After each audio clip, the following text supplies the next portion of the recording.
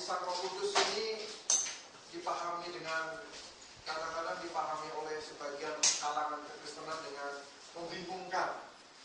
Apa itu baptisan Roh Kudus? Dan apa itu Roh Kudus sendiri? Gitu ya. Nanti kita akan coba bahas secara singkat supaya kita tidak terombang-ambing oleh teori yang namanya baptisan Roh Kudus.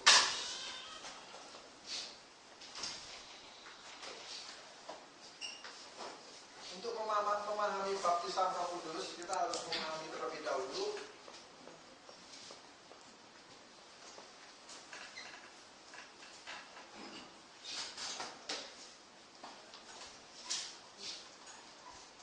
Perjanjian Lama dan Perjanjian Baru.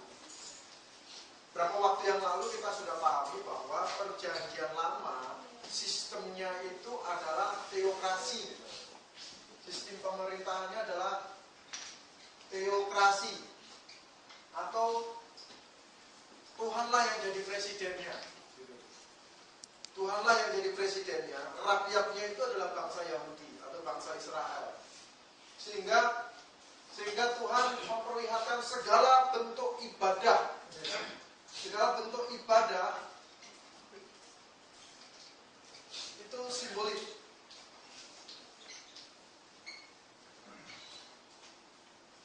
Jadi segala bentuk ibadah itu simbolik. Salah satu contohnya adalah, coba kita lihat, termasuk berhubungan dengan Roh Kudus. Coba kita lihat di dalam Bilangan pasal 24. Bilangan pasal 24 ayat 2.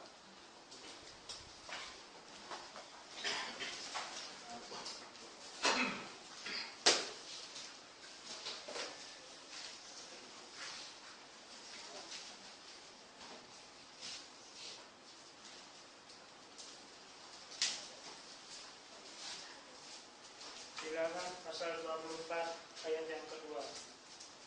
Ketika Miriam memandang ke depan dan melihat orang Israel berkemah menurut suku mereka, maka Roh Allah menghinggapi dia. Ya. Jadi saya kembali ulangi, tema kita malam ini adalah baptisan Roh Kudus. Sebelum kita memahami baptisan Roh Kudus, kita harus memahami dulu di dalam Perjanjian Lama, Roh Kudus diberikan dalam bentuk satu simbol-simbol. Salah satu contoh adalah pergerakan Roh Kudus di dalam Bilangan pasal 24 ayat 2. Itu mereka dihinggapi ya. Mereka dihinggapi oleh Roh Kudus. Bagaimana cara menghinggapi Roh Kudus? Apakah zaman sekarang kita bisa memahami apa itu Roh Kudus bisa menghinggapi kita? Nah, Perjanjian Lama pada saat itu Roh Kudus menghinggapi dan ada satu kepenuhan katanya. Nah, itu di Perjanjian Lama. Nah, coba kita lihat lagi contoh di dalam 1 Samuel pasal 10 ayat 10.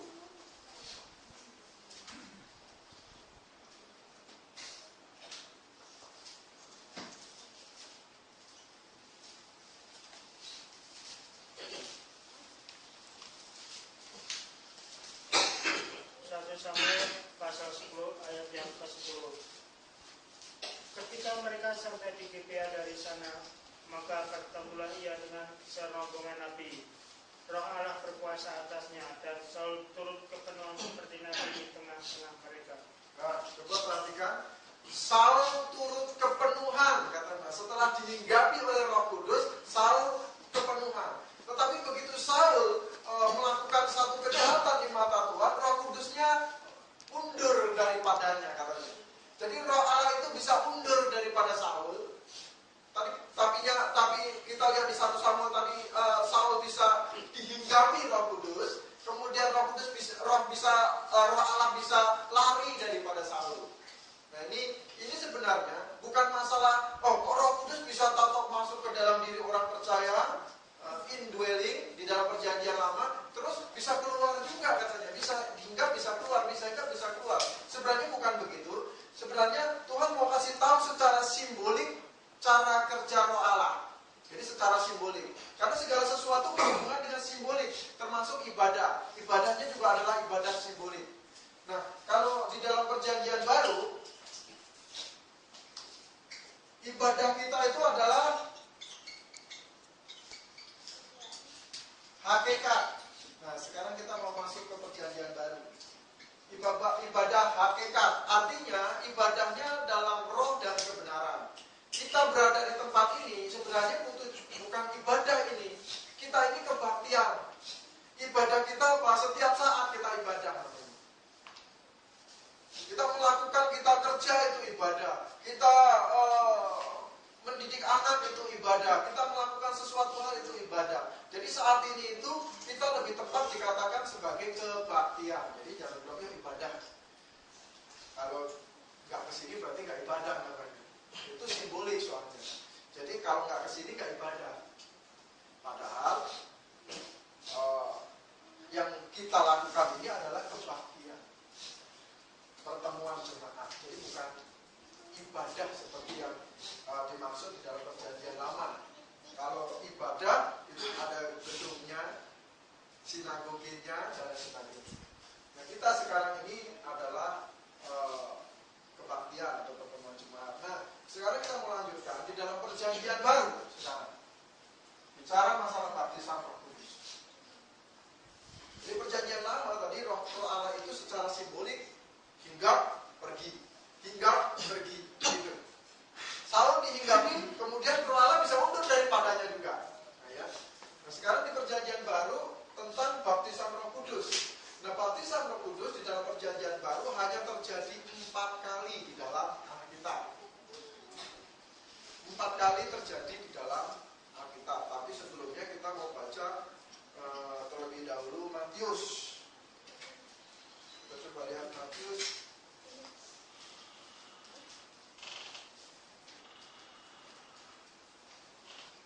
Matius pasal 3 ayat yang ke-11.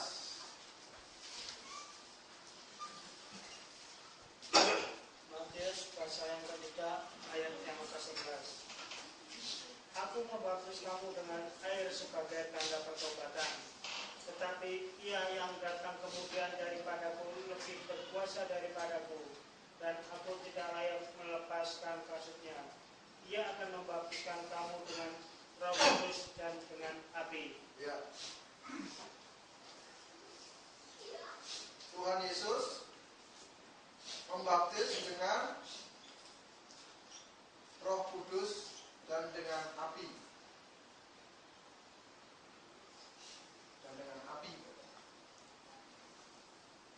Nah, inilah yang dipahami oleh banyak kalangan, di mana mereka berkata, nah, setelah baptisan air kita harus dibaptis dengan Roh Kudus katanya. Karena baptisan Roh Kudus itu adalah baptisan dari Tuhan Yesus. Ini banyak dipahami oleh beberapa kalangan.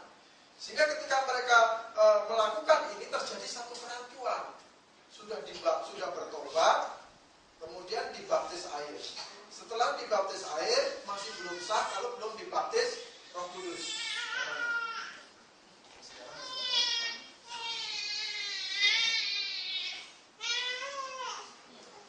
Jadi saya bilang tidak ada masalah. Jadi susun ya. Baik, kita lanjutkan. Nah, orang yang berpendapat bahwa setiap orang harus dibaptis dengan Roh Kudus, akhirnya terjadi satu problem atau kerancuan, di mana orang yang sudah bertobat, saya bertobat sekarang, saya lahir baru, saya bertobat percaya Yesus sekarang, tetapi belum sah di mata Tuhan. Kenapa? Karena belum ada Roh Kudus katanya. Nah, ini satu hal yang sangat-sangat rancu di dalam pemahaman tentang Islam. Nah, kenapa? Karena belum dibaptis Roh Kudus. Ada, Roh Kudusnya ada, tapi belum penuh kan? Belum sampai penuh, belum sampai luber-luber. Bahkan ada yang bilang begitu juga. Ini tambah kacau lagi. Tambah kacau lagi. Jadi, akhirnya secara bertahap mereka menjenjangkan begini. Pertama, lahir baru. Setelah lahir baru, belum sah. Mesti baptis air. Masih belum hatinya, mesti berserah kepada Tuhan penuh, supaya apa? Bisa baptis Roh Kudus katanya. Nah ini hal yang sebenarnya tidak perlu, karena ini masalah sepele dan harus dipahami dengan gampang sebenarnya. Jadi begini, di dalam perjanjian lama itu sistemnya adalah simbolik. Sementara di dalam perjanjian baru itu ada masa transisi untuk memperkenalkan bagaimana cara kerja Roh Kudus yang baik, cara kerja Roh Kudus yang benar dalam sistem ibadah hakikat, bukan dalam sistem ibadah simbolik. Kalau dalam sistem ibadah simbolik itu jelas, istri saya dihinggapi Roh Kudus, jelas dia ada manifestasi seperti Saul akhirnya bisa berbicara seperti para nabi. Kemudian kalau Roh Kudus undur daripada Saul, istri saya mulai kehilangan ilmunya, gitu, ibaratnya begitu. Ini kenapa? Karena sistem teokrasi atau sistem penyembahan dalam bentuk simbolik. Nah, apakah dalam bentuk hakikat juga Roh Kudus cara kerjanya demikian? Apakah cara kerja Roh Kudus sama seperti ini di dalam perjanjian baru? Jelas tidak. Nah, saya tunjukkan di dalam Matius pasal 3:11, memang Tuhan Yesus berjanji untuk membaptis dalam Roh Kudus dan dengan api. Nah, sekarang kita coba hubungkan dengan amanat agung Tuhan Yesus di Kisah Para Rasul. Coba kita lihat Kisah Para Rasul terlebih dahulu.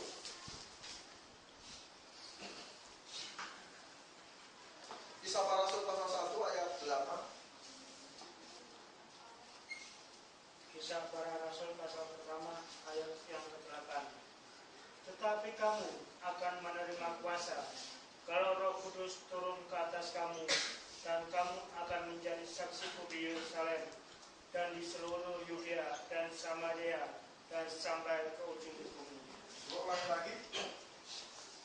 Tetapi kamu akan menerima kuasa kalau Roh Kudus turun ke atas kamu, dan kamu akan menjadi saksiku di Yerusalem dan di seluruh Yudea dan Samaria dan sampai ke ujung bumi.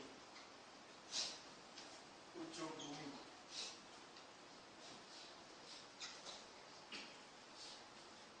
Nah, ini adalah salah satu perintah amanat agung. Amanat agung perintahnya ada banyak, termasuk ada di dalam Matius, pergilah jadikanlah semua bangsa muridku.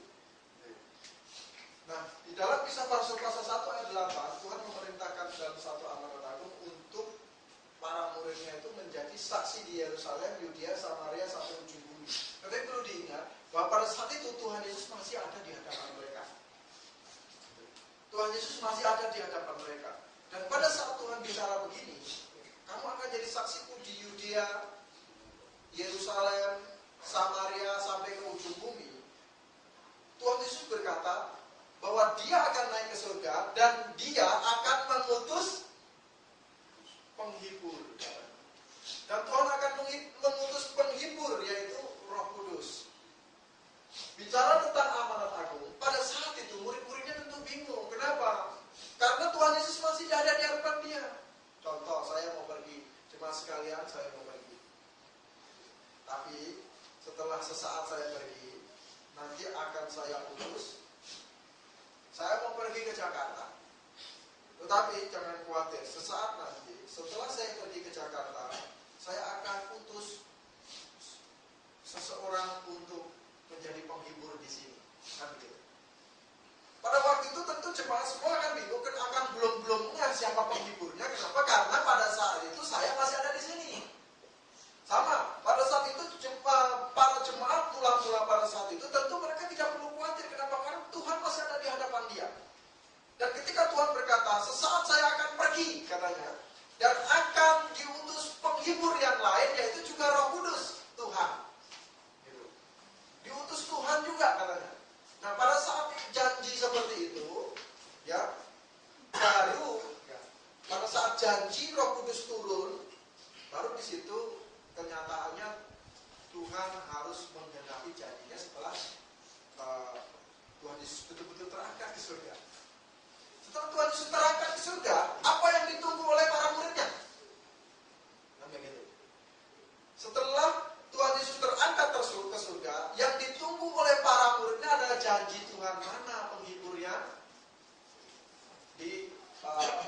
janjikan itu Tuhan.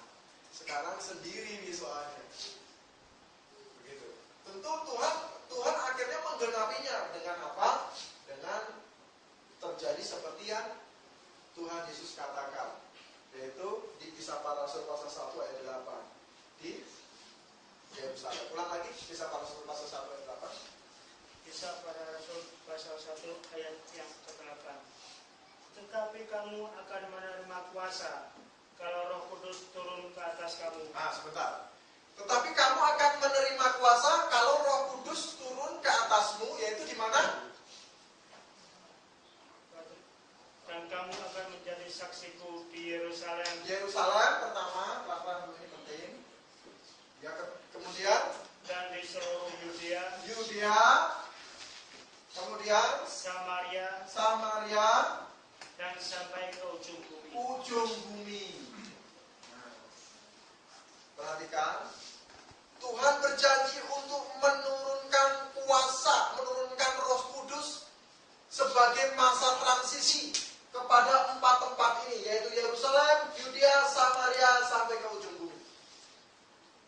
Dengan janji di Kisah Para Rasul pasal 1 ayat 8. Nah, coba kita lihat apakah digenapi oleh Tuhan Yesus. Kita coba lihat Kisah Para Rasul pasal 2.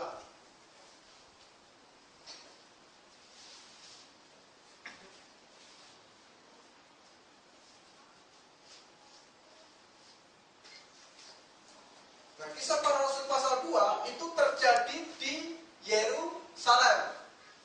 Nanti bisa dibaca itu panjang ya cerita.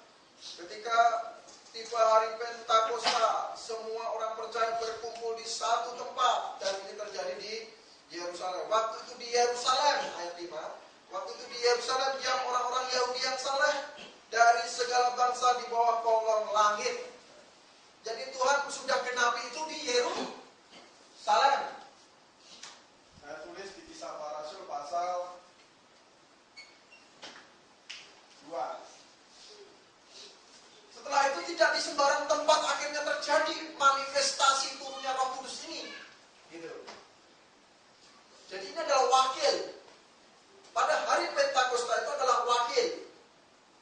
Wakil untuk menggenapi perkataan Tuhan di Kisah Para Rasul pasal 1 ayat 8. Jadi Kisah Para Rasul pasal 2 itu adalah diwakili di Yerusalem pada hari Pentakosta.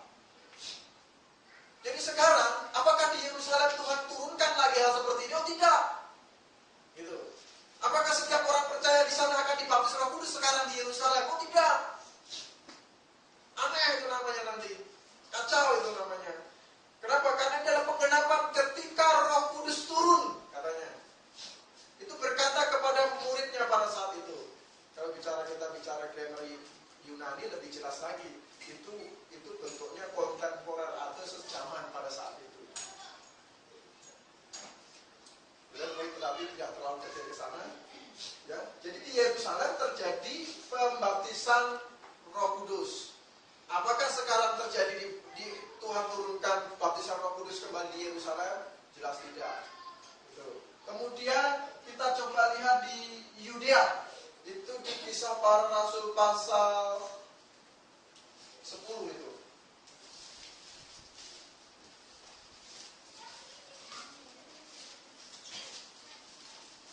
Ini terjadi di wilayah Kaisarea. Masih termasuk wilayah Yudea. Nanti bisa dibaca itu, kejadiannya juga panjang. Kemudian kita coba lihat lagi di Samaria. Di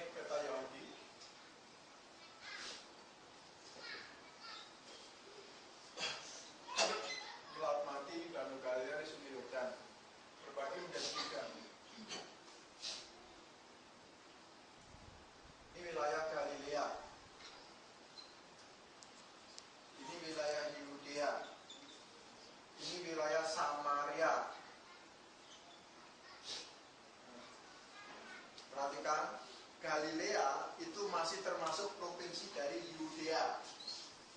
Dan Kaisarea itu masuk wilayah Galilea. Jadi mengapa di situ disebutkan seluruh Yudea? Karena seluruh Yudea itu berarti bukan hanya Yudea sini, tetapi termasuk Yudea provinsi, yaitu membawai Galilea. Jadi Galilea itu termasuk wilayah provinsi dari Yudea. Makanya disebutkan kamu akan menjadi saksiku di Yerusalem itu di sini, dan seluruh Yudea itu maksudnya juga ke sini, kemudian juga di Samaria. Nah, pada saat itu Tuhan Yesus bangsa Yahudi untuk menyeberang ke Samaria itu tabu alias haram alias ini tidak boleh dilakukan, karena orang Samaria itu orang yang kawin campur atau orang yang tidak mempertahankan Tuhannya dengan benar. Ibaratnya kalau saya sama anak saya itu sama istri saya ini kawin campur antara Jawa dengan Tionghoa. Jadi anak saya bukan Jawa bukan Tionghoa. Kalau ditanya Livia anak mana kamu? Anak Jawa kan nanti juga, anak Tionghoa kan nanti juga. Gitu. Jadi anak mana kita nggak ngerti. Tapi kawin campur. Nah, orang Samaria itu kawin campur, dia nggak mau fokus kepada satu suku Yahudi. Itu bagi mereka melanggar aturan, sehingga mereka tidak mau menyeberang ke sini. Nah, pada waktu itu Tuhan Yesus sampai Tuhan Yesus waktu itu merubah ajaran turun-temurun ini dengan apa? Menyeberang hingga ketemu sama perempuan Samaria yang lagi nimba air pada waktu itu. Dia nyebrang ke sini untuk membuktikan bahwa enggak begitu. Nah, Tuhan berjanji untuk menurunkan kuasanya atau menurunkan Roh Kudusnya secara simbolik di dalam perjanjian baru itu melalui perintahnya di Amalan Agung di Yerusalem di sini, kemudian di seluruh Yudea, Samaria, dan ujung bumi. Nah, ujung bumi itu di mana? Gitu. Ujung bumi ini jelas harus terjadi di luar daerah wilayah Yahudi. Ujung bumi ini harus terjadi di luar wilayah Yahudi, entah di Eropa, di Rusia, atau di Indonesia, gitu ya. Karena itu mewakili ujung bumi. Nah, dan pada saat itu untuk ujung bumi diwakilkan di Kisah Para Rasul pasal 19.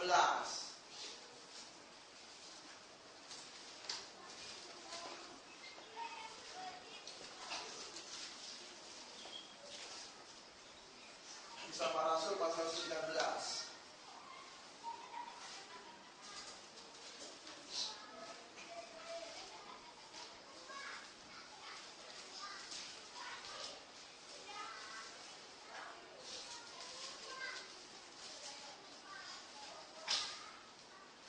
Terjadi di daerah Efesus. Kisah Para Rasul pasal 19. Ketika Apolos masih di Korintus, Paulus sudah menjelajah daerah-daerah pedalaman dan tiba di Efesus. Di situ didapati beberapa orang murid. Kata mereka, sudahkah kamu menerima Roh Kudus ketika kamu menjadi percaya? Akan tetapi mereka menjawab, ya belum. Bahkan kami belum pernah mendengar bahwa ada Roh Kudus. Dan lain sebagainya. Akhirnya terjadi pembaptisan Roh Kudus di Efesus. Efesus itu di mana? Nah, Efesus itu kalau kita lihat peta di belakang jelas itu bukan wilayah Yahudi. Gitu. Kota Efesus itu. Nah, kalau kita lihat peta di belakang itu jelas sekali wilayah Efesus itu daerah mana.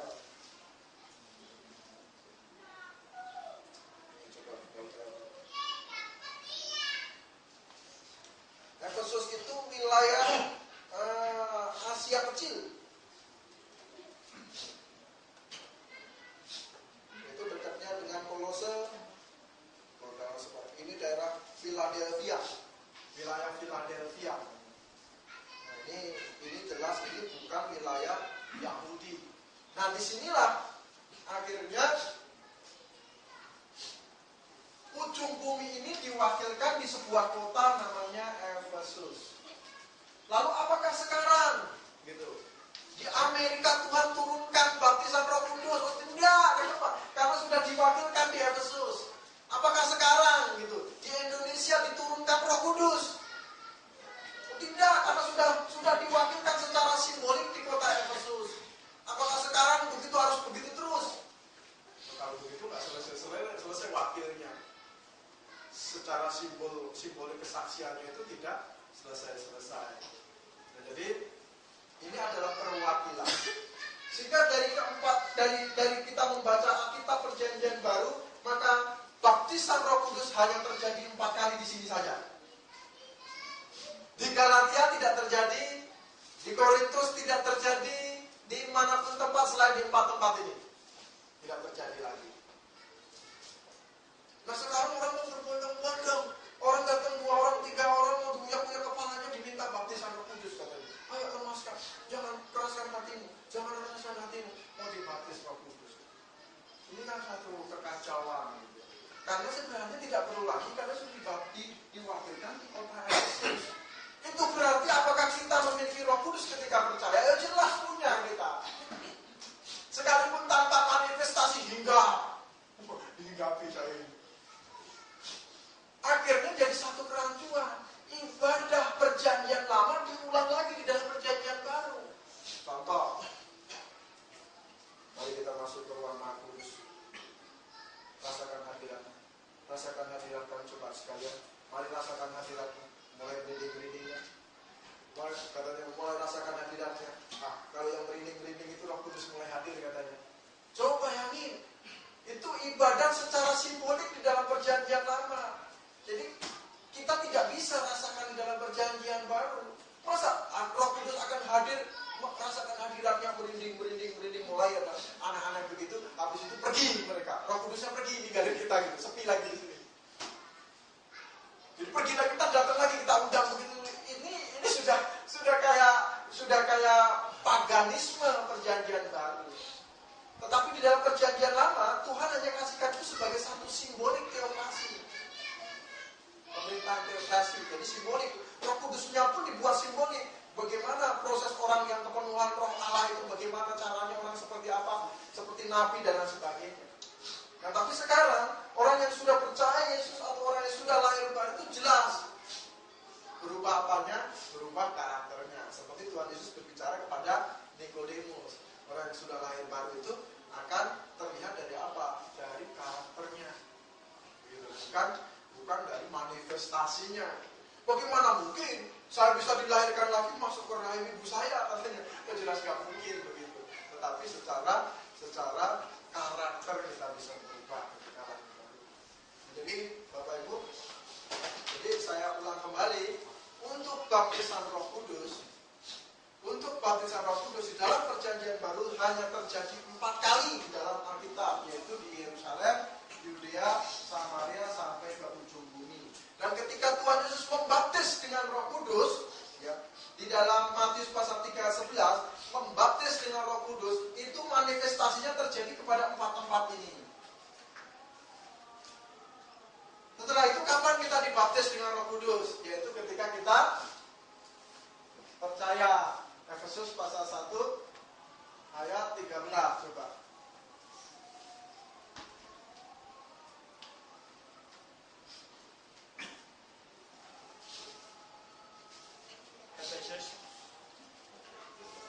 Efesus pasal yang pertama ayat yang ke-13. Di dalam Dia kamu juga, karena kamu telah mendengar firman kebenaran, yaitu Injil keselamatanmu.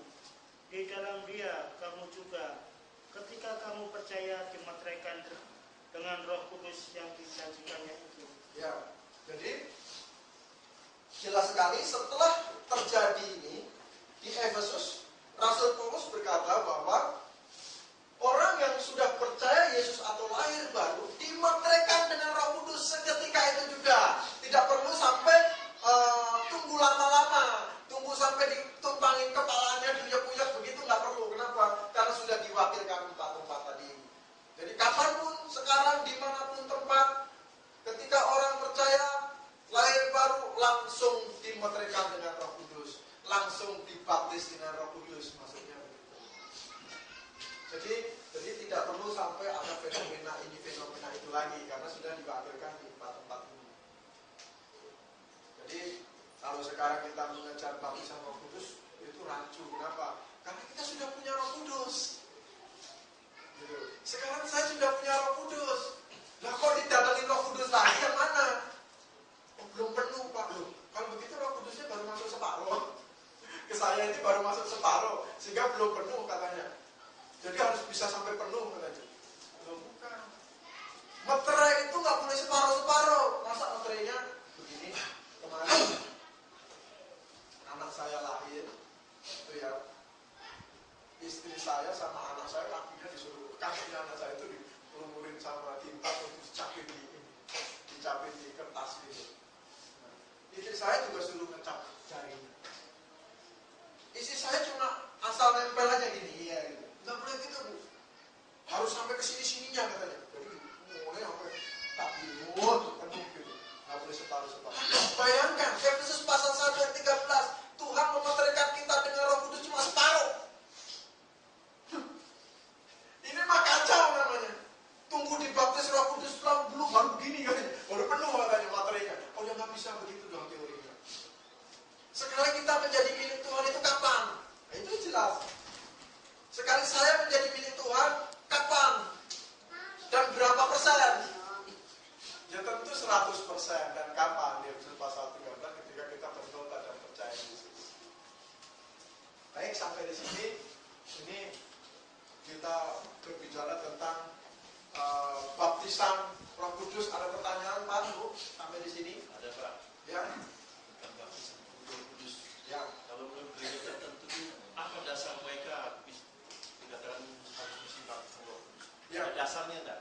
Ya dasarnya dia baca empat tempat ini. Ada beberapa kali terjadi baptisan Roh Kudus. Tetapi yang mereka kurang jeli mempelajari ini adalah ternyata itu terjadi di 4 tempat yang diucapkan di Kisah Para Rasul pasal 1 ayat 8. Mereka nggak teliti di situ. Mereka pikir itu asal terjadi di manapun tempat. Ngawur gitu loh. Di Efesus terjadi, di mana terjadi, dia nggak perhatikan di mana-mana tempat. Padahal kalau kita pelajari dengan benar, ternyata itu tidak di sembarang tempat. Itu di Yerusalem, di Yudea, Samaria, dan ujung bumi itu Efesus. Nah, mereka dasarnya itu hanya berbicara pokoknya di Alkitab terjadi. Kemudian gereja-gereja yang masih mengakui adanya baptisan Roh Kudus, mereka itu masih belum bisa memisahkan antara sistem ibadah perjanjian lama dan sistem ibadah perjanjian baru. Itu permasalahannya. Nah, sistem ibadah perjanjian lama mereka mau masukkan dalam perjanjian baru. Sistem keimaman, penumpangan tangan, semuanya jadi kacau, termasuk apalagi baptisan Roh Kudus. Saul saja bisa katanya, Daud bisa kepenuhan katanya Roh Allah katanya. Masa kami tidak bisa katanya. Nah, kepenuhan Roh Allah itu sudah ditunjukkan dalam bentuk teokrasi. Kenapa? Karena bangsa-bangsa yang tidak mengenal Allah akan melihat presidennya itu adalah Allah. Contohnya seperti apa? Yaitu yang dapat nabi itu yang punya karunia Roh Allah. Karena karunia Allah itu diwujudkan dengan dia memiliki manifestasi kepenuhan Roh Allah. Nah, di dalam perjanjian baru tentu tidak boleh seperti itu. Akan jadi sangat kacau. Masa sekarang siapa yang dikasihi Tuhan? Yaitu orang yang kepenuhan Roh Allah seperti Daud, seperti Nabi Elia, Nabi Elisa. Itu bisa kacau kita. Nanti akhirnya kita ketemu banyak, ya. Kalau sistem ini diterapkan di dalam perjanjian baru, akhirnya terjadi kesalahannya begini. Akan ketemu banyak hamba Tuhan yang munafik, atau banyak hamba Tuhan yang sudah salah dipilih oleh Tuhan. Nanti ada begitu. Contoh, dulu ada Robert Liarden yang homoseksual, ketangkap homoseksual. Dulu kan hebat sekali. Atau terus, semua sampai awan aja diusir. Dalam nama Tuhan Yesus, awan terusir. Semua itu Robert Liarden pulang ke Amerika langsung ketangkap homoseksual. Dia seorang gay. Itu yang salah siapa? Kalau begitu yang terjadi, kalau memang itu betul-betul dari Tuhan, yang salah Tuhan. Karena maaf saya salah pilih hamba saya, namanya Robert Liarden, akan pilih yang lain. Tentu akan kacau kalau sistemnya begitu. Yang jelas itu sistem sudah diberhentikan oleh Tuhan, karena pada waktu itu sistemnya simbolik. Jadi Tuhan lebih jenius dari siapapun. Bahkan dalam penulisan Alkitab tidak bisa ditiru. Ya. Apalagi urusan Roh Kudus ini. Sekarang banyak hamba Tuhan yang namanya diurapi. Bayangin,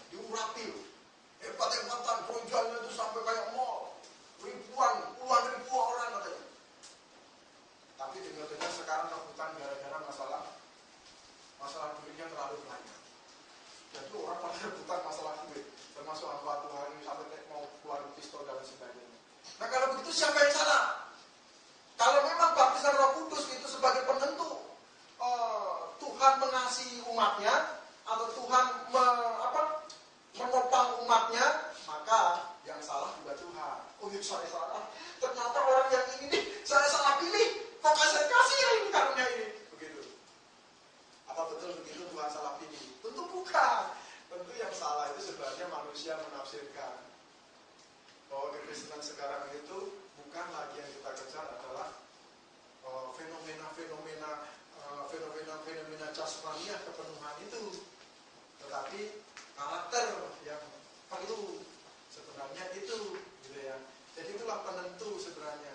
Nah, mereka dasarnya itu karena dasarnya mereka tidak jeli bahwa, maka saya katakan di sini nomor 1, nomor 2, nomor 3, nomor 4 secara pelan-pelan itu, karena itu adalah dasar di mana kita menemukan itu kejadian tidak terjadi di sembarang tempat. Itu kejadian pas benar di dalam Kisah Para Rasul pasal 1 ayat 8. Oke, ada lagi pertanyaan? Ya, Pak Sandi. Bukan di Matius 13 tadi dikatakan bahwa baptis Roh Kudus kan? Nah, itu yang berbeda api. Ya. Maksudnya api itu apa? Maksudnya? Api. Ya. Api ini Pak ya, api ini bukan api yang jelas, ini maksudnya dibaptis dengan Roh Kudus dan dengan api. Itu maksudnya itu bukan secara sebenarnya begini. Saya mengartikan ini, baptis Roh Kudus itu beda dengan baptis air. Kan begitu. Baptis air itu bisa dirasakan. Basah, kan gitu. Begitu, basah dan terus akhirnya kedinginan di sini Yordan, itu baptis air. Pada waktu itu Yohanes Pembaptis bilang bahwa saya tidak layak membaptis kamu dengan air, tetapi dia membuka kasurnya pun saya tidak layak katanya. Akan membaptis itu dengan Roh Kudus dan dengan api. Jadi Roh Kudus dan dengan api ini tidak bisa dilihat kasat mata, karena ini dua hal yang berbeda. Yang pertama, baptisan air itu bisa dilihat, dirasakan, dan baptisan Roh Kudus dan api ini rupanya satu paket. Sebelum saya menafsirkan apa itu api, saya akan memberikan satu pemisahan dulu bahwa satu paket Roh Kudus dan api ini tidak bisa dirasakan oleh badan seperti basah, seperti kedinginan atau kepanasan begitu. Karena itu dua hal yang berbeda. Kalau itu sama, maka akan digabungkan dalam baptisan air. Begitu. Oleh Yohanes Pembaptis. Tetapi karena itu berbeda, maka baptisan air dan baptisan Roh Kudus dan api ini dua hal yang berbeda. Nah, sekarang baptisan Roh Kudus dan baptisan Roh Kudus dan api. Baptisan Roh Kudus dan api ini apa? Dan tentu kita lihat baptisan Roh Kudus itu adalah bentuk dari materai. Jeda. Seperti yang kita jelaskan di Efesus 1 ayat 13, itu materai, milik Allah. Kemudian apa itu api? Banyak sekali para ahli teologi menafsirkan apa itu api. Tapi yang jelas api itu adalah, saya melihat secara gampangnya api itu adalah satu semangat, bukan kebakar. Kalau kebakar sudah digabungkan ke dalam baptisan air yang bisa dirasakan. Ini adalah fenomena baptisan yang tidak bisa dilihat dengan kasat mata. Jadi kalau saya percaya Tuhan Yesus sekarang, contoh, saya nakal, preman, garong atau apa ya, ketika saya bertobat dan percaya Yesus, maka saya mengaku, katanya di Efesus pasal 1 ayat 13, ketika mendengar firman Tuhan dan ketika engkau percaya, dimeteraikan dengan Roh Kudus, jeda. Di situ Tuhan juga memeteraikan dengan api, apa itu? Semangat. Makanya orang yang sudah lahir baru itu kan akan sangat menggebu-gebu, mau injilin saudaranya, mau injilin ini, mau injilin itu. Ini kasih yang mula-mula membakar dia, membakar, semangat yang membakar. Ada yang bilang bahwa itu adalah semangat untuk mempelajari firman Allah dan lain sebagainya, itu api. Tapi yang jelas api itu beda dengan air yang dibicarakan di Yohanes oleh Yohanes Pembaptis. Kalau air dan api itu dibicarakan oleh Yohanes Pembaptis di tempat yang sama, itu artinya itu juga apinya harus kelihatan api, benar kayak api gitu, membakar siapa gitu misalnya. Tapi ini ternyata adalah sesuatu yang sama kapasitasnya dengan Roh Kudus, yaitu sesuatu yang tidak bisa dilihat oleh kasat mata. Nah itu apa? Saya jelaskan di sini berarti itu Roh Kudus itu tidak bisa dilihat dan api itu tidak bisa dilihat. Jelas itu Roh Kudus ini adalah materai Efesus pasal 1 ayat 13 dan apinya adalah kasih yang mula-mula yang diberikan Tuhan. Makanya di dalam Wahyu dikatakan kasihmu yang mula-mula. Kenapa kasih mula-mula itu? Karena setiap orang yang bertobat pasti punya satu semangat mempelajari kebenaran. Tapi paling tidak banyak penafsiran tentang api juga, tapi yang jelas hampir-hampir sama, kurang lebih seperti itulah api itu. Tapi yang jelas bukan api yang turun seperti lidah-lidah, wes seperti begitu. Akhirnya kita cari setiap hari ke tapus ke mana lidah-lidahnya. Ada yang melihat ada lidah-lidah api, ya bukan itu.